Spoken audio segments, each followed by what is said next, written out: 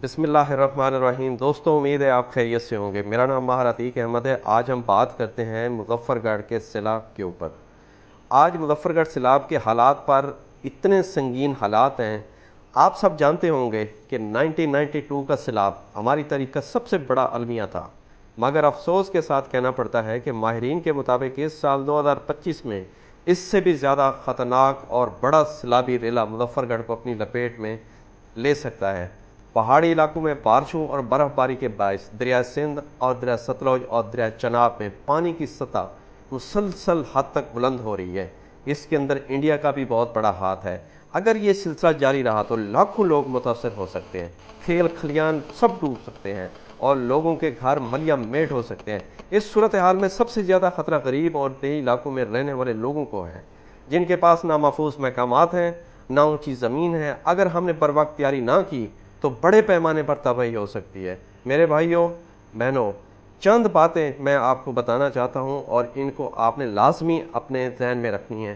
اپنی قیمتی چیزیں اور کاغذات محفوظ کر لیں، ضروری دوائیاں اور کھانے پینے کا سامان پہلے سے تیار کر لیں، بجلی اور گیس کے کنیکشن وقت پر بند کر دیں، سب سے بڑھ کر حکومتی اداروں کی ہدایت پر عمل کریں۔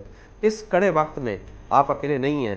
الخدمت فاؤنڈیشن ضلع مظفر گڑھ کے چیف پیٹرن رانا عمر دراز فاروقی، صدر Alkhidmat foundation Rana Shamshad Ahmad, secretary Alkhidmat foundation Zafarullah مڈل صاحب اور محترم پروفیسر افتخار ہاشمی صاحب، سعد اللہ چودھری صاحب، Ghazali education foundation manager district Muzaffargarh اور اس کے رضاکار آپ کے دروازوں پر موجود ہیں۔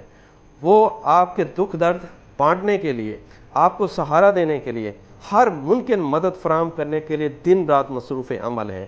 آپ حوصلہ رکھیں اور مایوس نہ ہوں، یہ آزمائش بھی گزر جائے گی۔ دوستو، میں آپ سے بھی یہی ریکویسٹ کرتا ہوں اور میں بھی مظفر گڑھ الخدمت فاؤنڈیشن کی ٹیم کے ساتھ خود عوام کے درمیان دن رات موجود ہوں۔ آپ کے لیے کوئی ریلیف یا کوئی سیکیورٹی کا معاملات ہوں تو میں حاضر ہوں۔ پیارے مظفر گڑھ کے لوگوں، یہ وقت صبر، اتحاد اور دوسروں کے ساتھ دینے کا ہے۔ آئیے ہم سب مل کر ایک دوسرے کا سہارا بنیں، اپنی دعاؤں کو مضبوط کریں اور اللہ تعالیٰ پر بھروسہ رکھیں۔